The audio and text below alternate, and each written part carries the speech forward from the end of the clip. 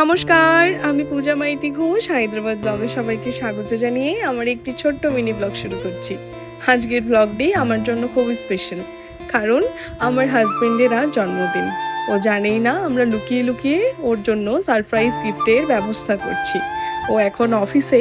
আমি চাই ওর জীবনের প্রত্যেকটা দিন যেন জন্মদিনের মতোই শুভ হয়ে ওঠে, কারণ ও বিনা আমি তুচ্ছ।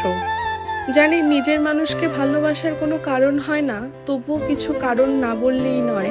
আচ্ছা বলুন তো, একটি মেয়ে বিয়ের পর কি চায়? সে চায় তার বাবার বাড়িতে স্বাধীনতায় ভালোবেসে যেভাবে সে বড় হয়েছে, সে যেন স্বামীর বাড়িতে এসে বা শ্বশুর বাড়িতে এসে সেভাবেই থাকতে পারে।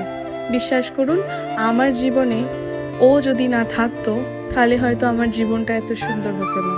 কারণ আমার ইচ্ছা, চাওয়া পাওয়া, ভালো লাগা সবের গুরুত্ব সবার থেকে ওর কাছে আগে।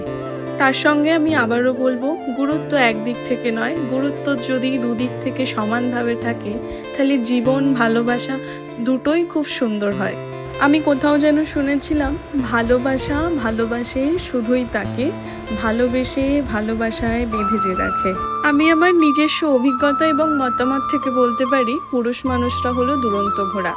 তাদের কখনোই আপনি বাগে রাখতে পারবেন না এবং নিজের ইশারায় চালাতে পারবেন না। তাদেরকে একটুখানি ভালোবাসলে তারা তাদের সর্বস্ব জীবনের ভালোবাসাটা উজাড় করে দেবে। এটাই পুরুষ মানুষ। তবে যাই হোক, আমার হাজবেন্ড চেয়েছিল আমি স্বাবলম্বী হই। আমি আমার স্বাবলম্বের পরিশ্রমের প্রথম রোজগার দিয়ে আমি আমার হাজবেন্ডের আজকে জন্মদিনটা পালন করেছি। ও তো খুব খুশি। ও ভাবতেই পারেনি ওর জন্য এত সুন্দর একটি ডেকোরেশন করব। কারণ ওর মুখের হাসিটাই বলে দিচ্ছে ও মন থেকে কতটা খুশি।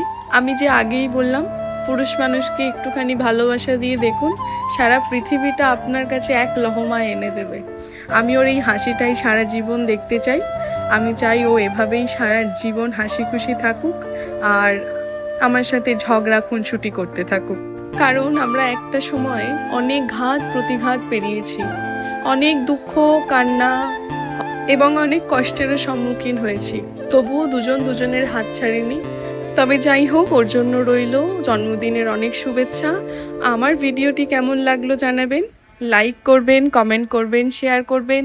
সকলে ভালো থাকবেন, সুস্থ থাকবেন। সবাইকে টাটা।